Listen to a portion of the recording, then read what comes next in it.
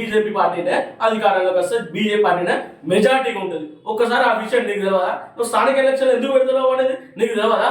ఈ రోజు నువ్వు అంటాను 3 సంవత్సరం కూడా తిప్పి కొడుతూ సంవత్సరంన్నర అయితే నువ్వు మోడీను విమర్శిస్తున్నావు. ఆయన యొక్క ఘనత నీకు తెలుసా?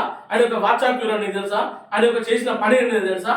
నువ్వు నీ స్వార్థ కోసం సీఎం కాదని నువ్వైనా తప్పించి ఆయన దేశం కోసం ధర్మం కోసమే పనిచేస్తున్నావు. ప్రపంచ దేశాలు నువ్వు ఆదరిస్తున్నావు, కానీ గుంట నక్కల్లాగా ఈడ నువ్వు తెలంగాణలో ఉండి గుంట నక్కల్లాగా చేస్తున్నావు. 30 సార్లు ఢిల్లీకి వెళ్ళినావు. ఏం చేసినావా? రాహుల్ గాంధీని బుజ్జగిస్తున్నావు, రాహుల్ గాంధీకి ముడుపులు చెల్లిస్తావు తప్పించి నువ్వేం చేస్తాను ఒక్కసారి తెలియదా? ప్రజానికానికి, తెలంగాణ ప్రజానికానికి నువ్వేం చేస్తున్నావు తెలియదా?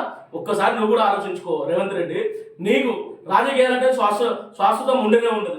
5 సంవత్సరాలు నువ్వు పరిపాలిస్తావు కావచ్చు, 5 సంవత్సరాలు ఇంకోటి పరిపాలించగలరు, కానీ నిజాం మాత్రం ఖచ్చితంగా చెప్పాలి.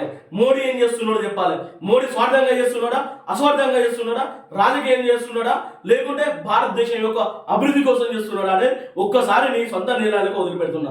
ఏదో బురద జల్లి ఇందిరమ్మ ఇల్లులు, ఇందిరమ్మ పథకాలు, ఇందిరమ్మ ఇంకా కుటుంబ పాలన చేయకండి. మా తెలంగాణ ప్రజలపై రుద్దకండి.